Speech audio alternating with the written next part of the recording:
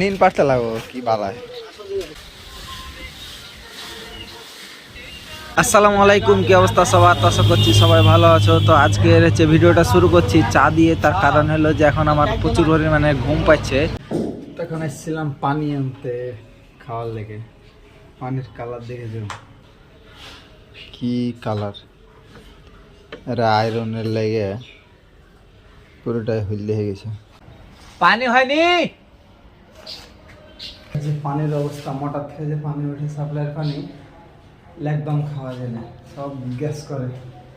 তো সেই জন্য আর কি ইয়াকে গেছিলাম টিউবওয়েল থেকে পানি আনতে।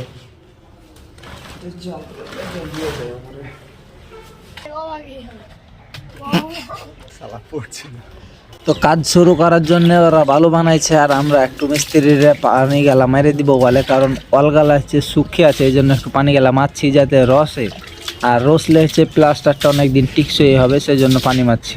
মোটামুটি আকারের দিক আছে। নীল পাঁচটা লাগবো কি বালায়।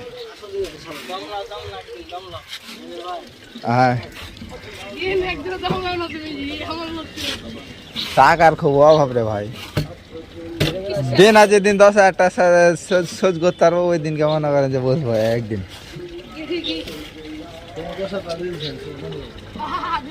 তাহলে তো ভালোই হয়।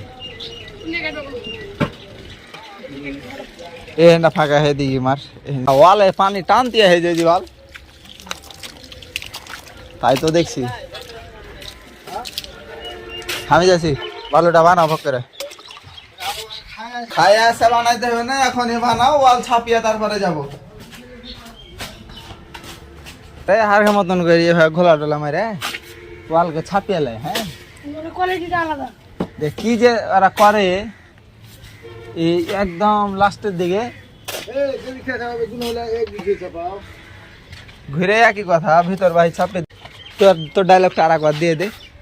হ্যালো গাইস, 11:22 আমরা এখন বালু ছাড়ছি।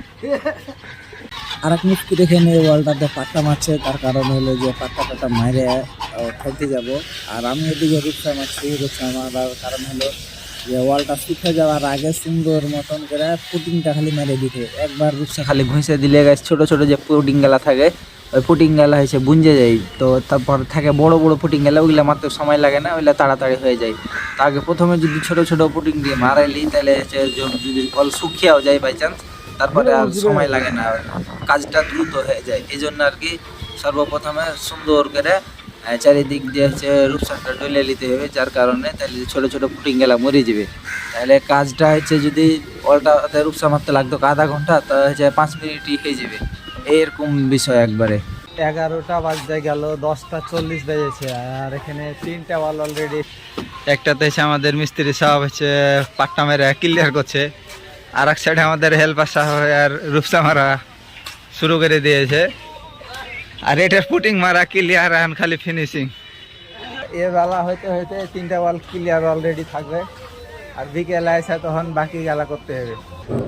তো কাজ করতে করতে এমন অবস্থা হয়েছে যে গেঞ্জি পুরো একদম ভিজে গেছে, যে এমন ভিজেছে যে আর গায়ে দিয়ে থাকাই যায় না। তার কারণ হলো যে একটু যদি মুড়িটা নিচা করি, তাও হয়েছে গেঞ্জির পানি চুয়ে নাকে মুখে চলে আস। তো তার কারণে আর কি গেঞ্জিটা চিপে লিব। তো এই দেখো গেঞ্জিতে যে পরিমাণে পানি আছে, সব কিন্তু ঘামে গেলে কিন্তু একটু কোনো পানি লাগাইস। তো এভাবেই কাম করতে হয়েছে গরমের ভিতরে, কিচ্ছু করার নাই। আর না হলে সোজা বাসায় চলে যেতে হবে। যদি গরমের ভিতরে কাম করতে পারি তাহলে করো, না হলে পরে যাও। আর হচ্ছে ভিতরে কাম করে একটু বেঁচে গেছিলো, আর আজকে হচ্ছে বাইরে পড়ে গেছি। তো বাইরে অনেক রোদ, যে কারণে আর কি বেশি ঘামছি মনে হয়েছে আরো অতিরিক্ত। তো চলো এভাবেই কাজটা আজ করা লাগবে, কিচ্ছু করার নাই। তো এভাবে আর কমপ্লিট করে নেবো, আল্লাহ দেয় তো ইনশাল্লাহ। এই শুধু একবার দেখো কি রোদটা পড়া পড়ছে, একদম মাথার উপরে সূর্য। হাটটা তো আমি লেসছি, কাজ করতে পারবো না তো কেন করে পারবে, রোদে মাথা ঘুরতে লাগে হে বাল। রহমতে তো সেটা ফেটে গিয়ে সালা এমনি কালো মানুষ, ফের ও আরো কালো হয়ে গিয়ে দেখ। যে বাপরে ভাব যে রোদ কি আর করা, একটু জিরিয়ে নিতে যেতে হবে, নাহলে এই অবস্থায় গেলে মাথা ঘুরে রোডের উপরে থাকবে। কোনটা যাই সেলিম ভাই? গেল পরের গাছে পেয়ারা খাইতে। সকালবেলা হয়েছে ওদিকে 3টা ওয়াল করে গেছিলাম, আর এখন বিকালবেলা এসে আরো একটা ওয়াল ক্লিয়ার করছি।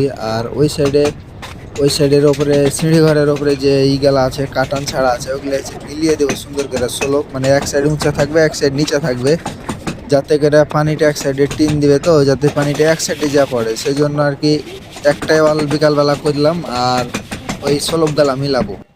ভাই আমার অবস্থাটা একবার দেখেছো, আমার শার্টের কি অবস্থা হয়েছে, একদম ভিজে, মানে কি অবস্থা একটা, একদম ঘামে টেমে, মানে কাজ করার যে কি প্যারা সেটা দেখলেই বুঝতে পারছো, একদম শার্ট কি হারে ভিজেছে। তো আমার শার্ট প্যান্ট সবই ভিজে গেছে, আর সবার থেকে আমি একটু বেশি ঘামছি।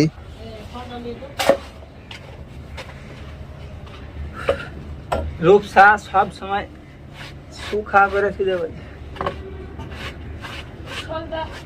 এরকম ভেজা রূপসা করে কাম করলে হাত এমনিতে ফুটে যাবে।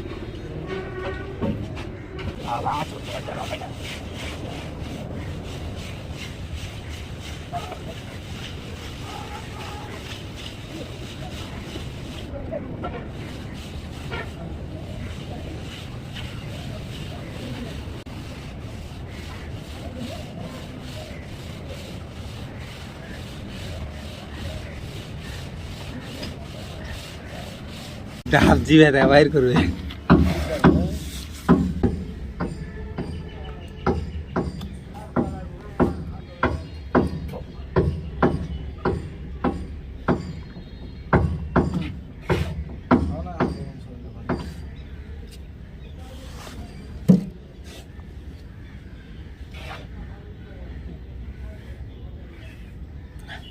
যে গরমে চুত মানুষের শার্ট গড়ে ভিজে একবারে বারবার।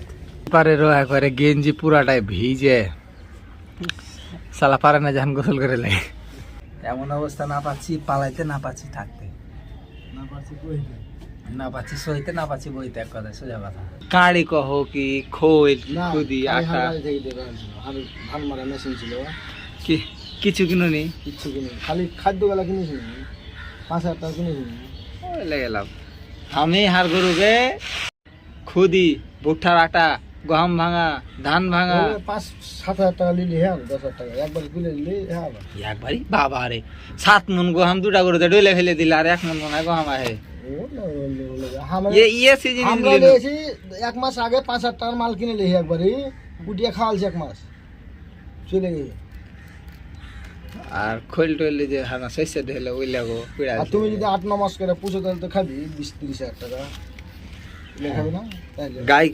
গাই কিনে হি ভরণ গাই, মনে করা যায় কত জন আছে না যে এখন ভরণ হইলে বেচে দিলে ফের পেরাই লিলে যে ফের ভরণ গরু, দেশিয়ালি গরু ভরণ গরু বেচতে হয় না, তোমরা বুঝো না তো। অস্ট্রেলিয়া গরু বেচলে লাভ আছে, ভরণ গরু যদি খালি পাট নেমে দেয় তাহলে ডবল দাম।